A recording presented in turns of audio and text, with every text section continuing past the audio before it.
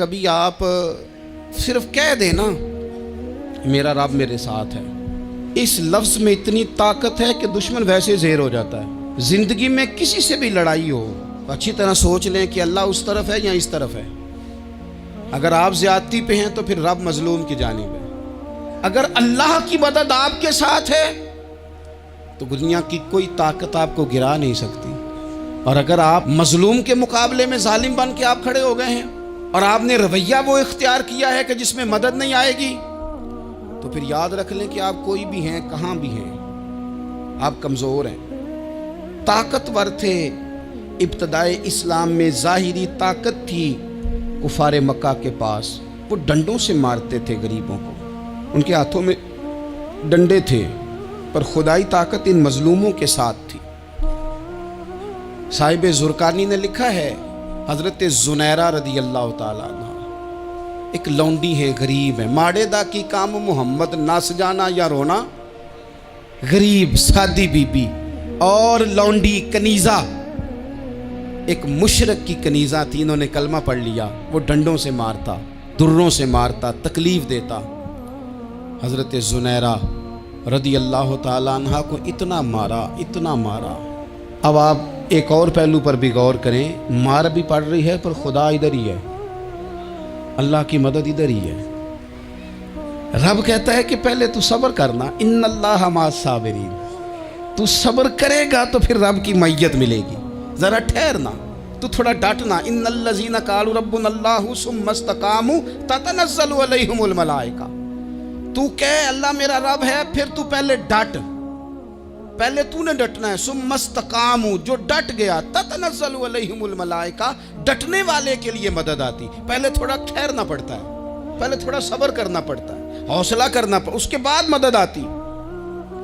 مار پڑ رہی ہے، مارا جا رہا ہے حضرت زنیرہ کو، ان کا مالک جو ہے ظاہری آقا وہ مار رہا ہے، یہ کنیزہ ہے، اتنا مارا، اتنا مارا، ان کی بینائی چلی گئی، نظر آنا بند ہو گیا۔ ابو جہل آیا اور کہنے لگا زنیرہ دیکھا نا ہمارے بت تیری آنکھیں لے گئے، معاذ اللہ، لات و منات ہمارے بتوں نے تجھے اندھا کر دیا۔ اب ایسا نہیں ہے کہ بی بی روتی جا رہی ہے، روتی جا رہی ہے، مایوسی مایوسی، معاذ اللہ، پریشانی، غریبی بڑی ہے، پوچھنے والا کوئی نہیں، یہ باتیں نہیں۔ کیا جملے ہیں خاتون کے، کیا لفظ ہیں۔ ابو جہل نے تنزیہ کہا، معاذ اللہ، کہنے لگا دیکھا نا ہمارے بتوں نے تجھے اندھا کر دیا۔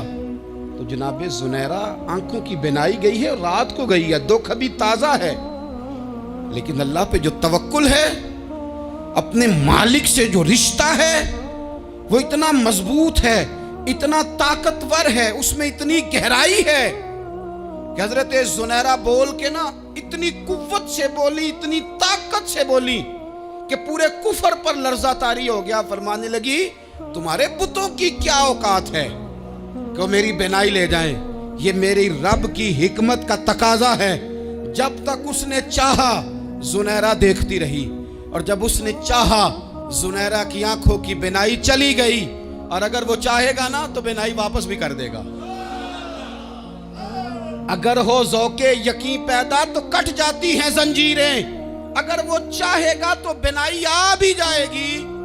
حضرت زنیرہ نے رات کو یہ لفظ کہے، ابو جہل اور سارے کفار ڈر کے سن کے چلے گئے، آپ اطمینان سے آ کے بستر پہ سوئی۔ جب سویرے اٹھی تو اللہ نے آنکھوں کی روشنی واپس کر دی تھی، آنکھوں کی۔ اب چھڑی پکڑی ہے، بازاروں میں گھومتی ہے، کہتی ہیں بلاؤ کدھر ہے تمہارے لات و منات، دیکھو میرے رب نے روشنی واپس کر دی، آ کر میرے ساتھ ادھر آ، ستمگر ہنر آزمائیں، تو تیر آزما ہم جگر آزمائیں۔